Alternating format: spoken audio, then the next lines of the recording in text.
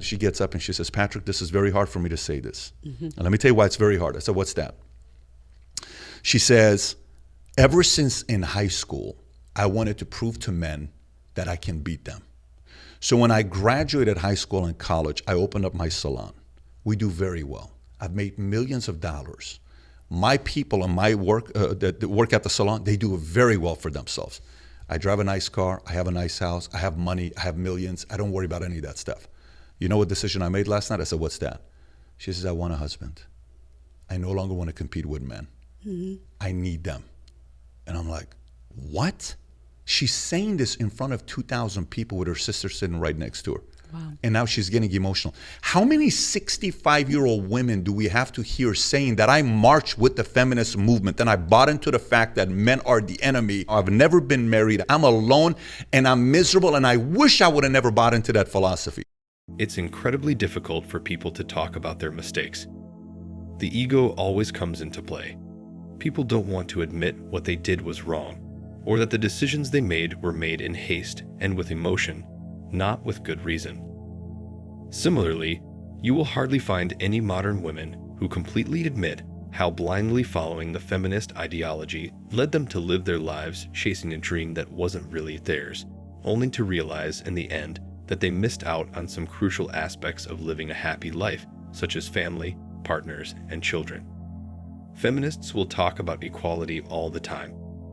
But if you notice that equality will only be limited to positions of power, boardrooms, senior positions in the governments, leadership positions in the biggest organizations in the world, top roles in education, defense, media, NGOs, and places where women can command power over men.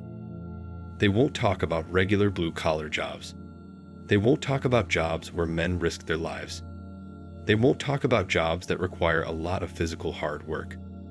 They will only talk about these positions and how they can earn more than their male colleagues. They've created a competition, which only they are a part of, and involving themselves in that competition to play and win. This is because men aren't playing that game. Men have realized that enough is enough. All the talk about equality is meaningless if it's only selective equality that doesn't respect the hardworking men who have physically built the infrastructure of the world in some of the toughest conditions humanly possible. They've realized that it's not even worth being with women anymore, because all they bring to the table is unrealistic expectations and a sense of unwarranted entitlement, and seek to make sure men live their lives revolving around women catering to their needs. And it's because of this reason all the women who played Game of Thrones for the last 20 years and are now incredibly successful and wealthy live in beautiful homes, drive the classiest cars, and have the most social lifestyles that you can imagine. But the one thing these women don't have, and the one thing they will hardly ever admit to, is loneliness. You only have to listen to the clip at the beginning of this video to realize how widespread regret is for modern and older women. Yes, modern women who are successful and have built their careers in the last 2 decades are now lonely. They have their profiles on platforms such as Tinder, but all they attract are either thirsty young guys looking for cougars or old men who want a woman to simply live the rest of their days with. So, why aren't men getting married anymore, and what can women do about it? The legal consequences of marriage in today's environment are so drastic that it is prohibitive for many men to even consider marrying. The problem with it is that it has specifically got more to do with the Western world versus other places like Asia or maybe Eastern Europe or Russia, for example. So the way family law has kind of progressed and evolved over time is that it's turned into a scenario where it's very high risk and low reward for men. Today, men have been influenced by women speaking through movies, books, and TV shows where the only guys they seem to like are the nice guys who are not masculine at all, and basically are guys that every woman in the real world will friend zone. Guys need to understand the true nature of women and need to understand that what women say versus what women really feel are completely different things, and it will always be like that, no matter the year and no matter the country. They need to work on themselves, develop interesting habits, build a strong physique, and become better at dating women. However, Women also need to lower their expectations because they just seem to expect everything from a guy. I don't even know if what is currently happening here is intentional, but it is an exploitation of the male nature. A man naturally wants to protect women. He wants to be of service, he wants to be loyal, and he wants to do what's right. But women condition guys to believe that what they're doing, they absolutely have to do for women because that's their birthright. Every time he disobeys your orders or ceases to be your servant, you can simply accuse him of disregarding that particular aspect of what it means to be a man, and he will comply. Men are expected to do everything while women only complain. They point out men's negative sides and tell them they need to do better. And if they end up in a divorce, he is the one who has to pay for everything, and probably pay her a salary for the rest of his living days. Does that sound fair to men? I don't blame men for going their own way. Men are protecting themselves from the drama and a loss of their resources and sense of self-esteem and integrity. And the worst part is that society will continue to do this to men. It will continue to subjugate them.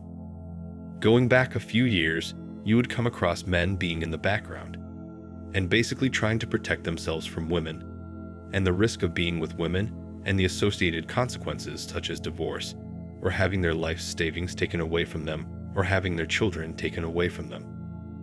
These are men who had gone their own way, and they were afraid to come out and declare it because they knew society would just alienate them. Other men would laugh at them, and they would basically be in the crosshairs to be ridiculed for their self-preserving philosophy. And this is also true for the 10 or 20% of men that women usually want and go after. But things have changed over the years.